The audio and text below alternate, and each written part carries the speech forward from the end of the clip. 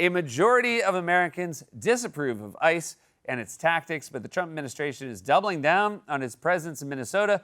For more on this, it's time for a closer look. We keep going back to this, but I think it's worth remembering this is how Donald Trump sold his mass deportation program to voters during the campaign. We are going to start with violent criminals. We have to get all of these criminals, these murderers and drug dealers and everything. We're getting them out. And we got to get the criminals out first. We're going to get the criminals, the murderers, the drug dealers. We're going to get the criminals out, but don't worry, we're also going to bring new criminals in. We're calling it the Trump Criminal Exchange Program. You get one of ours, we get one of yours. By the way, there are other types of criminals besides murderers and drug dealers. I mean, what about fraudsters and financial criminals? No? Better yet, what about people who don't pick up after their dog? If you ask me, those people should be deported to Siberia. It's an epidemic here in New York. There's dog everywhere. If your dog on the sidewalk and you don't have a bag, you should be forced to carry it home in your hands. Or how about this? If you don't have a bag, you leave a note with your address so the city can pick it up with a little shovel and mail it to you, and then, honey, you got a letter from the city. Is it jury duty? I wish. It is duty. The point is, if you say you're going to get violent criminals off the streets, of course, people are going to be into that. But that was a lie.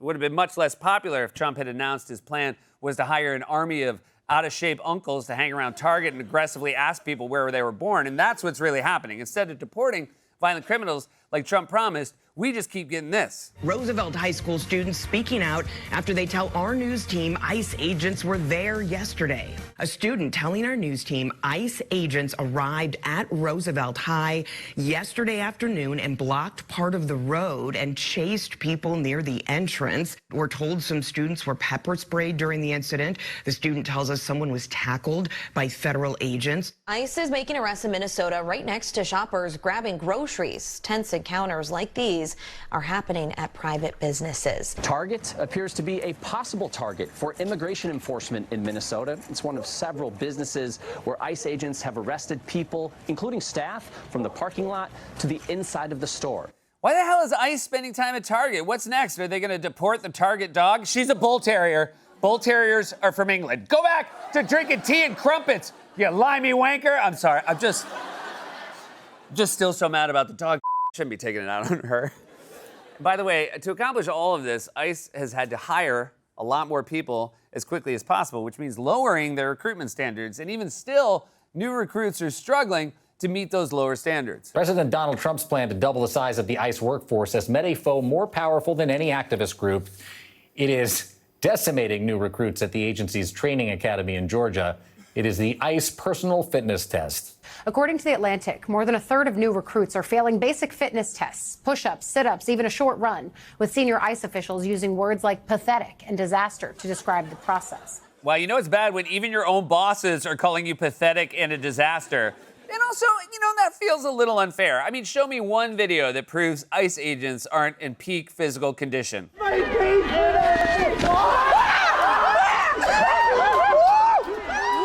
Wow, and ICE agent slipped on the ice. You know where he landed? On the nose. All right, so maybe they're not crushing the physical side of the job. Surely they're making up for it with their wits, right? Right? They're making up for it with their wits? Some exclusive new reporting here from NBC News reveals Immigration and Customs Enforcement has placed new recruits into training before being fully vetted as part of the hiring surge to meet President Trump's mass deportation goals.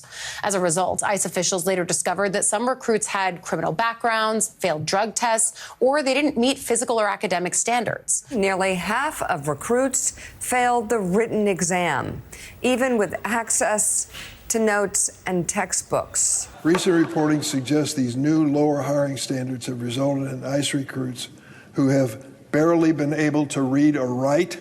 Okay, so maybe when they're screaming, "Do you speak English?" at innocent people, they're just looking for a tutor.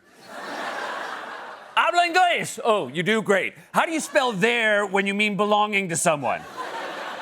Also, how the do you fail an open book test? Of course, these jabronis probably think the words open book test means it's a test to see if you can open a book. Hey, what do you mean I failed? I opened that mother right up. Oh, don't tell me you gotta close it too. No one knows how to do that.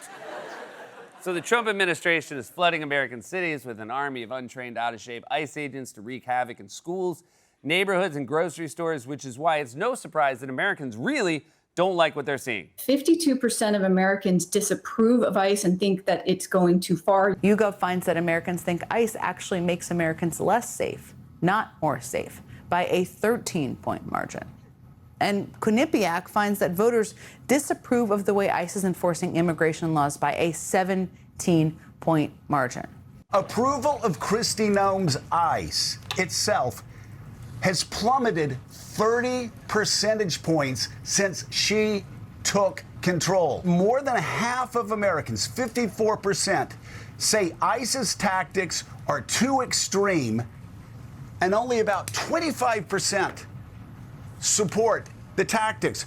This is a true thing I'm about to tell you. More Americans believe in ghosts than support the tactics of ICE. Only about 25% support ICE's tactics, while 38% believe in ghosts. And I'm one of them. I mean, ghosts are everywhere. There's even one in the White House.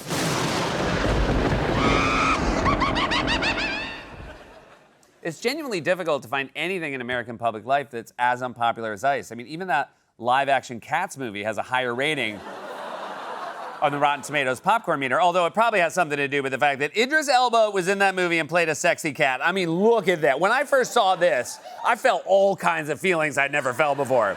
I had to ask myself some very uncomfortable questions, like, am I attracted to the cat version of Idris Elba, or am I just that mad at dogs? I know this much, that guy would never poop on the sidewalk. The point is, ICE is wildly unpopular, and their conduct is also causing a crisis within the Justice Department, with 6 officials resigning in protest. You would think, as president, Trump would want to calm the nation. Instead, he took time out of a speech on Tuesday to do this. Isn't it nice to have a president that can go off teleprompter? Remember the speeches Joe would make? First of all, they'd last a matter of seconds, you know. Thank you very much. You ever notice Joe would always cough before a speech? State of the Union, he gets,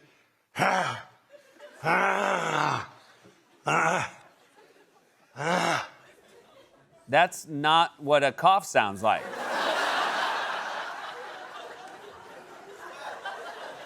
You sound like an ICE agent trying to do a sit-up, or maybe just one taking an open book test.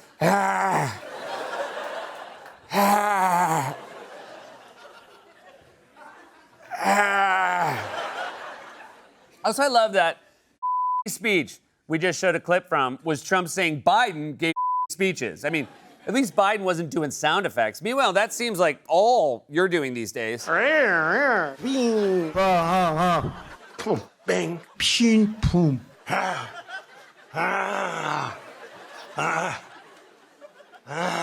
Yeah. And